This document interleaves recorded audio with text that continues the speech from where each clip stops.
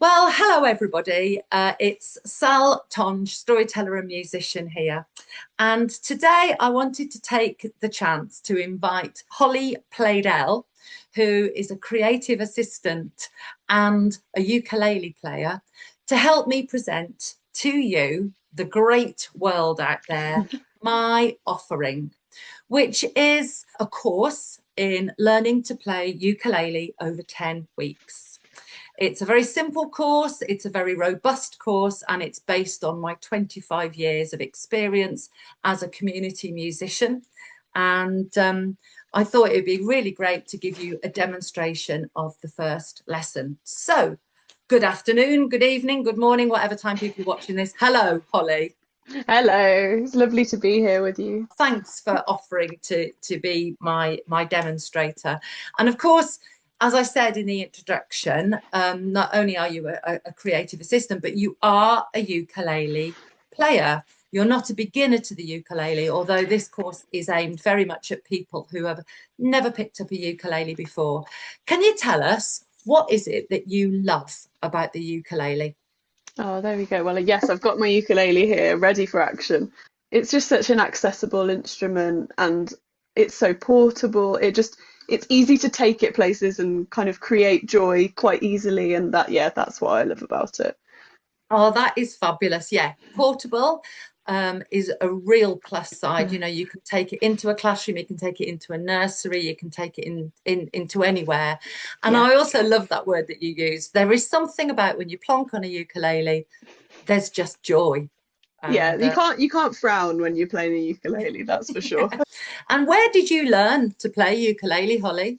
Well, I learnt when I was still at school, but outside of school with a group that was setting up locally. It was not a time when ukulele was taught in school. It was more recorder sort of era. But yes, I learnt in one of the local towns with a group of people who were all beginners. And I think that's quite interesting because obviously I also learned a recorder at school. And when you pick up a recorder, it's ready to go. You've just got to put your fingers on the right holes. But of Yeah, course, the thing with a ukulele, because it's a stringed instrument, there's all this gubbins at the top here, which means that the thing has got to be in tune to make something approaching a decent yes. sound. So, you know, it's not just playing the ukulele, it is the tuning of it. And that is something that I really do teach and spend a lot of time on each week through my course. Yeah. Absolutely, yeah, it's so important just to have that baseline knowledge of being able to tune it. And once you've learnt it, it isn't difficult. It's just getting that skill in. It's the baseline of what you need to start, isn't it? Yeah. Have you got a tuner, a little clip-on tuner, Holly? Yes, I have actually. I've got a Yeah. little one here. So yeah, you Yeah. just one of those ones that just goes on the end. And it is a little gadget, and you just clip it on the top of the ukulele, and it picks up the vibrations through the neck of the ukulele, and it will tell you what letter you should be seeing in that little digital display. And it does take a bit of practice because you have to sort of wind the little keys a little bit, and you have to realize, you know, not to over enthusiastically wind Yeah. them, which way will make it lower. So there is a skill in that. But and I always know that when I teach the course, you know, week one, everybody comes in and we start off with the tuners and everybody's having kittens. And my big word is don't panic. Don't panic. And then Yeah. sort of by week six, people are there and they come in and they're popping their tuner on and they're chatting to their neighbour and they're tuning up like professionals. So it is Yeah. just Yeah. one of those little things that you do have to give a bit of time to learning, isn't it? Absolutely. Yeah. And I think once you've got it, you start thinking, well, how did I ever think that I couldn't do this? And I think it's a nice when you are learning to tune, you are hearing the notes going up and down. And sometimes I say to people, just very quietly sing it to yourself, you know. And if I'm teaching my ukulele course on Zoom, everybody's volume is off, so nobody can Yes. hear you singing. But just sort of realizing that la is higher than la is a bit of musicality. And sometimes we don't actually quite know which note is higher and which way is going la la. And it's a bit of musicality, and it's something to really play with, I think. So in my course, I'm offering the chance to just play 3 chords. I only teach 3 chords in my course, the chord of C, the chord of G, and the chord of F. Because if we keep the music simple, then we can max out the connection and use ukulele as a tool for communication. So it's a robust and it's a flexible course. And so some people who have done ukulele with me have gone on to join their local ukulele group because they just loved it. And then they'll be learning E7s and A minors and B minors and all of these sorts of chords. But I keep my learning really simple. We learn the 3 chords and we learn to play them in lots of different combinations, but it's always the 3 chords. And we learn to play them closing our eyes. We learn to play them looking in the other direction, so that, you know, in a real situation, in a classroom of children or doing a one-to-one with a child, and you can see some of the videos on my website, you know, you wouldn't want to be playing like this, because a big part of communication is that eye contact. So we learn to play looking at the screen. We learn to play with our eyes shut, so that you can really have that robust communication. Yeah, that's such a practical skill to have, isn't it, when you're going to be using it in a classroom setting? And also the other thing that I do teach is to play slow. You know, a lot of people put music on in classrooms and it's kind of like got a tick tang ding dang ding dong beat, and it's so quick, it's just too fast, and it becomes very quickly in the background, especially if you're working with children who are maybe slower processors. And so I'm always saying, let's play really slowly and deepen that invitation for a child to connect with that music. Because some people think, you know, it's about speed, it's about playing it fast so that it sounds like the YouTubes. And I think, you know, it's been really well documented that when you're sharing a song with somebody, when you're breathing that music with somebody, when you're singing with somebody, it's a huge piece of co-regulation. So the course takes 10 weeks, same time, same Zoom link every week. I do the course in the real world, but also I'm going to offer some Zoom tuition. I've done Zoom tuition 3 times now with a cohort that just click on at the same time. Everybody starts off tuning up their ukulele. Their screens are muted. And then over the 10 weeks, I'll teach 12 songs. And the songs are for communication, for connection, and also we'll learn how to maybe stand up and sit down while we're Yeah. playing. We'll maybe learn how to play the ukulele and march at the same time, but all the time you're just fretting those 3 chords. This is what I've learned over, you know, 25 years in the classroom. Keep it simple. So I teach 3 chords. I have some teachers who've only ever learned 2 chords. They couldn't make the 3rd chord. So I teach the chord of C, and then I'll teach a chord of G. And we'll work at those 2 chords for 6 weeks. And you will be surprised at the amount of songs you can play with just those 2 chords.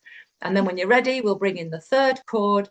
And if you graduate to that 3rd chord, great, you'll have the 12 songs. But if you don't, you'll still have a good 5 or 6. And then that can be your learning edge that you can grow into. Yeah, music is, you know, we can really complexify it, and we can really sort of make a problem out of it. But at the end of the day, you know, music is innate. It's what we do. It's our birthright.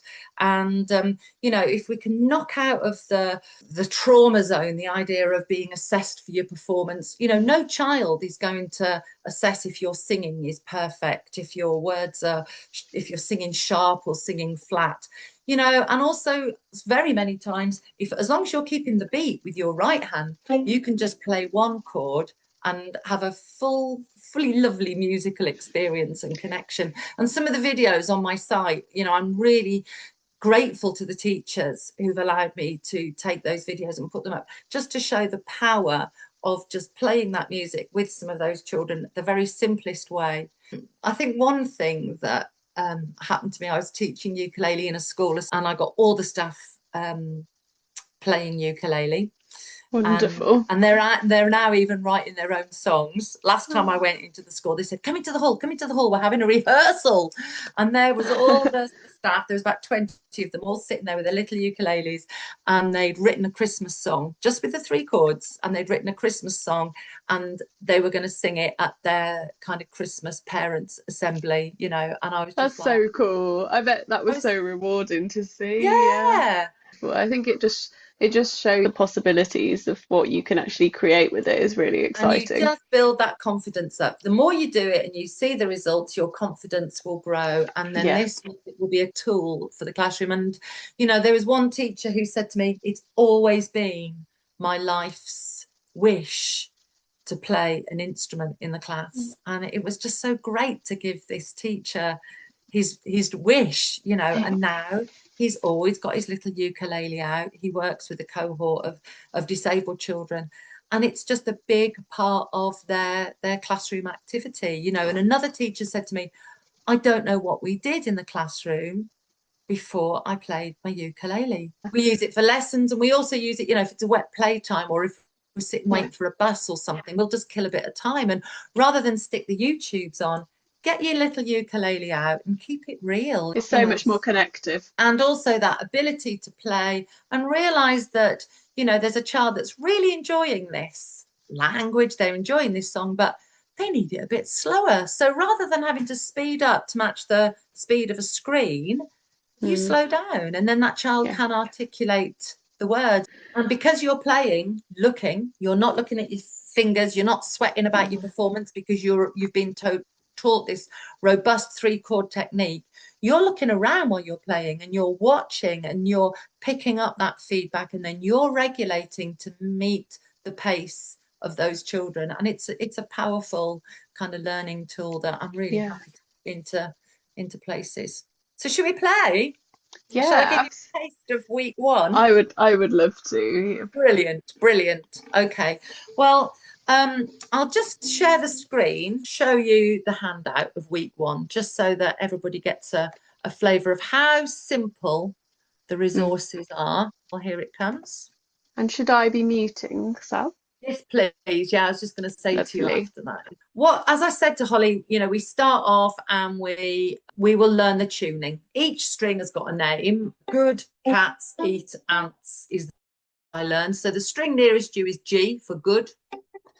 The next string away is C, cats. And the next string getting further away from you is E, number E, eat. And then A is ants. That's your last string. That's the one that's furthest away. And so we spend a little bit of time with the tuners. You'll see good catsy ants flagging up in your little screens of your tuners. And as you can see here, I've even written it on the top of my ukulele. So as you can see, Holly's having a little tune there.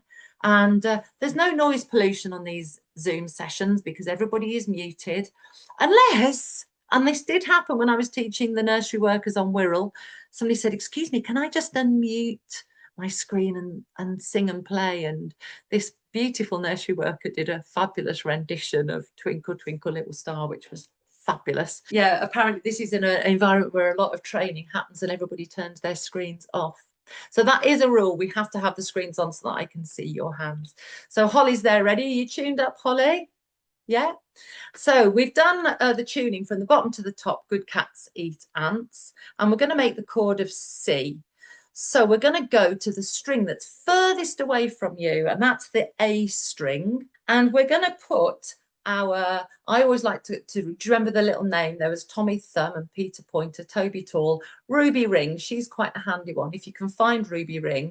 And you know, this is really good stuff as well, because sometimes it's really good for our brains to do this little bit of brain gym to sort of isolate Ruby Ring from the rest of them. So I do reckon that it's a great way of kind of well-being for the brain is to learn an instrument, especially post-menopausally. So Ruby Ring is going to go on the A string, which is the string furthest away from you, and it's going to go next to the third bar, that third little metal bar. So I've put a little dot on it so that I can remind myself. And sometimes I bring dots and I tell people, stick your little dot on so you can see where my yellow dot is. 1, 2, 3. Your finger goes on. And that is how you fret the chord of C. And that is such an important chord. And there's so much you can do with that. And then with your thumb, the pad of your thumb, or if you prefer, you can use your fingernail, the back of your fingernail. Just give it a strum and then just strum across your strings and find that music. All the time you're pressing on with that ruby ring and you're just keeping that wrist nice and relaxed. I quite like to hold the ukulele on my chest, pressing it nice and high up. What you want to be able to do is all of a sudden you need to say, oh, please, can you just pick that little child up because they've fallen over and they're crying? And then you can sit back down and you can find your number C again and you can get back to it. Because this is Joyce Grenfell territory. It's the real world where children are falling over, having crises. And then you might want to try a little back strum where you might go down and then catch the back. That might be for you. So I'm using my nail and it's going down and catching on the back, down and up. And we spend many weeks just exploring different strumming styles, how to hold the ukulele, and then importantly, how to have a little rest and a shake. Finger goes back on that and you've got your chord of C, and then you're ready to sing the first song. And we're going to sing it nice and slow. And this is the song of 5 in the Bed.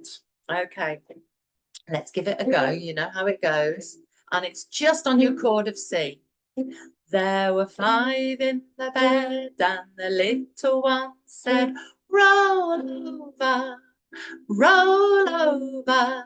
So they all rolled over, and one fell out. There were 4 in the bed, and the little one said, roll over, roll over. So they all rolled over, and one fell out. You might want to stop because your finger might need a rest. And so you might use your other hand to say, how many were left? 3, because this is real music and you can cheat your little rest. Or maybe you've got your TA and they've got the little puppets. Or maybe you've got class monitor and they're doing the little peg puppets to do the counting. So we've got 3 next and we're going to make it really exciting. Are you ready? We're going to do sound effects because this is sensory music. When they roll over and one falls out, you're going to give the back of your ukulele a tap. Make that lovely sound effect. And oh dear, oh dear, oh dear. You see that poor little one fell out, which gives your fingers a little break, animates the song, and then you have to find that C chord again. So we're going to go for 3 in the bed with our sound effect. Find your chord of C. Holding that little ukulele, sitting up nice and straight, feet flat on the floor. Check that you're not hunched over. So sitting up, shoulders down, feet on the floor, nice and relaxed in that wrist. Let's go for 3 in a bed. Let's play. You might be catching that little backstroke as well. Up to you. There were 3 in the bed, and the little one said, roll over, roll over. So they all rolled over and one fell out. Ready? Wallop. Oh no. Oh, I think he must have hurt his head. Back to your chord of C, and we've got 2 in the bed. Let's go. There were 2 in the bed, and the little one said, roll over, roll over. So they all rolled over and one fell out. Wallop. There was 1 in the bed, and the little one said, roll over, roll over. So they all rolled over and one fell out. And that was the end of the song. Well done, Holly. Thank you. You were singing away Lovely. like a good one. Oh, always, always. You can't help but sing when there's a ukulele around. Yeah, yeah. And you know, very soon start to get into not only having a tool for sharing music in the classroom, but also a tool for your own well-being. You know, it Yes, really is absolutely. that mutual medicine that's going on. So if you are interested in learning a bit of ukulele with me, please reply to the little box where I'm collecting names for upcoming courses, or maybe you're watching this ukulele because I'm selling some very particular dates where you can have that music in your classroom. And so I'd love to have you along to the Zoom course, and I would love to get the whole world singing. I think that's a good aim. I like Yeah. it. Thank you so much for joining me, Holly. Thank you. Oh, thank you for having me.